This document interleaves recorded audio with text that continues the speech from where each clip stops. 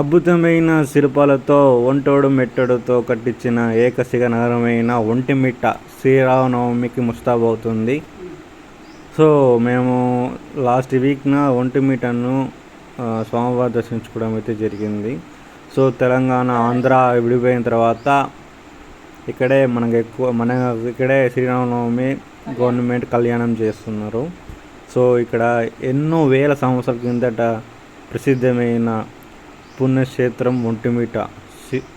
ఇక్కడ శ్రీరాముడు, సీతమ్మ తల్లి, లక్ష్మణుడు ముగ్గురే ఉంటారు. హనుమంతుడు ఉన్నారు.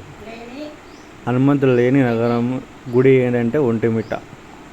సో ఎందుకంటే హనుమంతుణ్ణి కలగ ముందే ఇక్కడ స్వామివారు వచ్చారు. సో అందుకే హనుమంతుడి విగ్రహం అయితే ఉండదు. సో ఇది ఒంటిమిట్ట శ్రీ కోదండరామ స్వామి వారి ఆలయం. సో ఒంటిమిట్టలో మనం బాగా గ్రాండ్గా ఏర్పాట్లు అయితే పూర్తవుతున్నాయి. పౌర్ణమి రోజు రాత్రిపూట్ల మాత్రమే ఇక్కడ కళ్యాణం జరుగుతుంది. ఎక్కడ భూమి మీద ఎక్కడ జరగదు, ఓన్లీ ఒంటిమిట్టలోనే మాత్రమే జరుగుతుంది. అది ఎందుకనగా చంద్రుడి కోసము. చంద్రుడు శ్రీరాముడు కళ్యాణం చూడలేరు. సో అందుకు స్వామిని అడుగుతారు. అప్పుడు స్వామి నేను ఇక్కడ మీకోసం ప్రత్యేకంగా కళ్యాణం చేసుకుని దర్శనమిస్తానని చెప్తారు. సో తద్వారానే ఇక్కడ రాత్రిపూట్ల పౌర్ణమి రోజున శ్రీరాముడు, సీతమ్మ తల్లి కళ్యాణం జరుగుతుంది. కన్నుల పండగ వైభవంగా జరుగుతుంది. సో ఇది టెంపుల్ లోపల వెళ్తే అసలు పురాణ టెంపుల్, కొన్ని వేల సంవత్సరాల కిందట కట్టిన టెంపుల్. సో ఎంత చక్కని టెంపుల్ అంటే ఎంత ప్రశాంతంగా దొరుకుతుందంటే అంత ప్రశాంతంగా దొరుకుతుంది.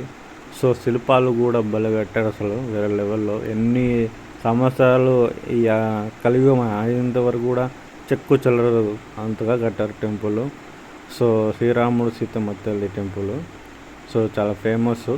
ఇప్పుడు మనం ఆంధ్రప్రదేశ్లోనే ఇప్పుడు కళ్యాణం జరుగుతుంది అంటే ఇక్కడే, అది పౌర్ణమి రోజున నైట్. సో మేమైతే గత లాస్ట్ వీక్ మేము స్వామివారి దర్శించుకోవడం అయితే జరిగింది. అక్కడ ఏర్పాట్లు అయితే గవర్నమెంట్ వాళ్ళు చాలా చక్కగా చేస్తున్నారు. సో ఇప్పుడు అన్నదానం కూడా అక్కడ టెంపుల్ ఎదురుగా కిందన కూడా, సో అక్కడ అన్నదానం కూడా మనకు చేస్తున్నారు భక్తుల కోసము. సో ఏర్పాట్లు అయితే చక్కగా జరిగినాయి. సో శిల్పాలు చూడండి, ఎంత శిల్పాలు అయితే అసలు అప్పట్లో ఆ కాలంలో ఎలా చెక్కారంటే అసలు వేరే లెవెల్, అసలు అనుకోలేం అట్లా చెక్కారు శిల్పాలు. సో చూడండి లోపల, టెంపుల్ లోపల అసలు శిల్పాలు ఎంత చక్కగా చెక్కారు అసలు. సో ఎంత వైభవంగా ఉందో అంత ఉంది. సో టెంపుల్ పక్కనే శివుని విగ్రహం ఉంది, అక్కడ దర్శించుకోవచ్చు చూడండి భక్తులందరూ. సో ఇక్కడ మనకు తూర్పు ద్వారము, దక్షిణ ద్వారము, ఉత్తర ద్వారం ఈ మూడే ఉంటాయి.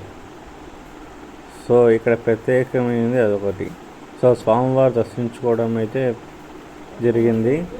సో ఇక్కడ చూడండి అసలు శిల్పాలు ఎంత చెక్కారంటే అసలు రెండు కళ్ళు కూడా చాలా అంత అందంగా చెక్కారు. సో ఎంతైనా చాలా ఫేమస్ అయిన టెంపుల్. సో గుళ్ళ వెళ్ళక చక్కని గాలి, చక్కని స్వామి దర్శనం అన్నీ జరుగుతుంది. సో అది స్వామి దయ ఉంటేనే మనకు దర్శనం అయితే జరుగుతుంది. సో మేము కడపలో ఉంటాం కానీ అలా ఎప్పుడూ దర్శించుకోలేదు. కానీ ఫస్ట్ టైం అయితే నేను వెళ్ళొచ్చాను, రెండోసారి అనుకుంటా ఇది వెళ్ళడం. సో నేను మా అమ్మగారు. సో ఇక్కడైతే చూడండి అక్కడ బ్రహ్మోత్సవాలు అయితే స్టార్ట్ అయ్యాయి, రేపు నుంచి అవుతాయి. నేను గత వీక్ చేస్తాను కదా, సో రేపు నుంచి అయితే స్టార్ట్ అవుతాయి బ్రహ్మోత్సవాలు శ్రీరామ రోజున. సో అక్కడైతే స్వామివారికి సో 5వ తారీఖు అంటే శనివారం, ఈరోజు నుంచి బ్రహ్మోత్సవాలు స్టార్ట్ కాబోతున్నాయి. సో ఈరోజు నుంచి మళ్ళీ 15వ తారీఖు వరకు, సో 15 వరకు మనకు బ్రహ్మోత్సవాలు ముగిసిపోతాయి. సో మనకు కళ్యాణం ఎప్పుడంటే 11వ తారీఖు. సో ఈ నెల 11వ తారీఖు శుక్రవారం అయితే వచ్చింది, కళ్యాణం అయితే జరుగుతుంది స్వామివారికి. సో సీతారాముల కళ్యాణం సాయంకాలం 6:30 నుంచి 8:30 వరకు, రాత్రి 8:30 వరకు జరుగుతుంది. సో ఇక్కడ మనకు స్వామివారి కళ్యాణం జరుగుతుంది. చూడండి ఎంత చక్కగా కట్టారో వైభవాలు. సో అసలు చూస్తుంటే కళ్ళు కూడా చాలా ఎంత చక్కగా కట్టారో.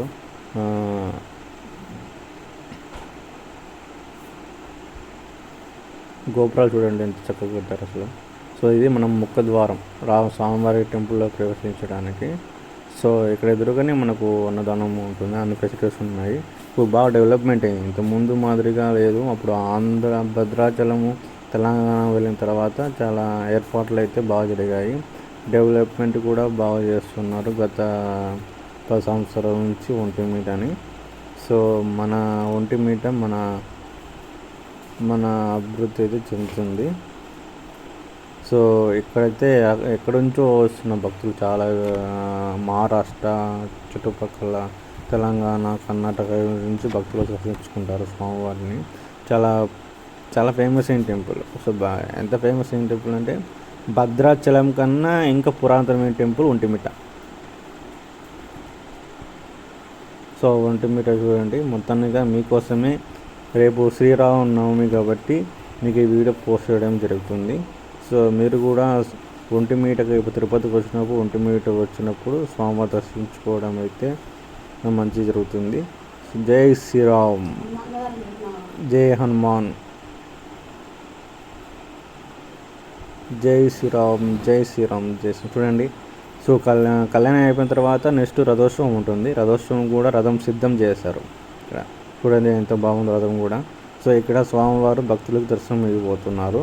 సో కళ్యాణం నెక్స్ట్ రోజే రథోత్సవం ఉంటుంది.